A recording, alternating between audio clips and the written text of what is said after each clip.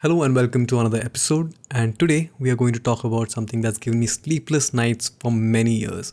In fact, it's bothered me ever since the first time I ever picked up a camera.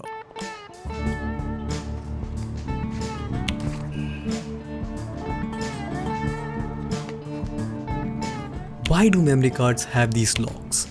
I've never used it and I personally don't know anyone who uses it.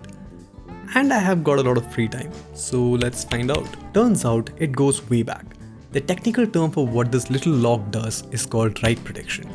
In the 1950s, IBM introduced a half-inch magnetic tape reel, and you had to insert this plastic ring to write to the disk. The reason behind this is very simple. In the early days, these disks used to be really expensive and people tended to reuse them a lot. And the write protection ensured that you don't accidentally write over important data. In the early days, computer viruses could infect your PC and write onto your disk without the owner getting to know about it. So that lock made sense back in the day. This technology was improved in the VHS cassettes, and if the tab on top was uncovered, that meant it was write protected. So if you had to write on it, you had to cover this with some sort of tape. And it kept getting passed down the ages. The floppy disks had it too. The floppies one would frequently format the cards before use, and that tab would discourage people or inform them that there was some important data on it. And I kind of agree with it. If we were still using floppies, I'm sure I would have a lot of floppies lying all over my house without any names on it. So it would just be simpler if some floppy had some important information. I could just lock it into place and forget about it.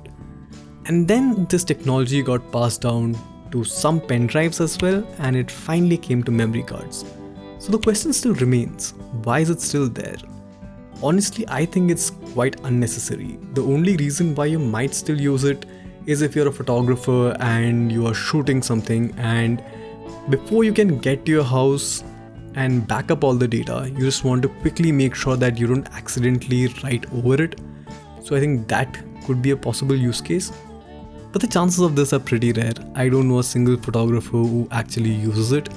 The only thing it's good at is irritating the crap out of me when I want to shoot something and it doesn't let me. And if any memory card company ever watches this video, I think I speak for everyone when I say that little switch does more trouble than it's worth. The amount of people who complain that the lock got broken by mistake and they lost their data is way more than people accidentally writing on top of their data. And in today's world where we have fingerprint scanners and iris scanners and face IDs, I think this technology is quite outdated.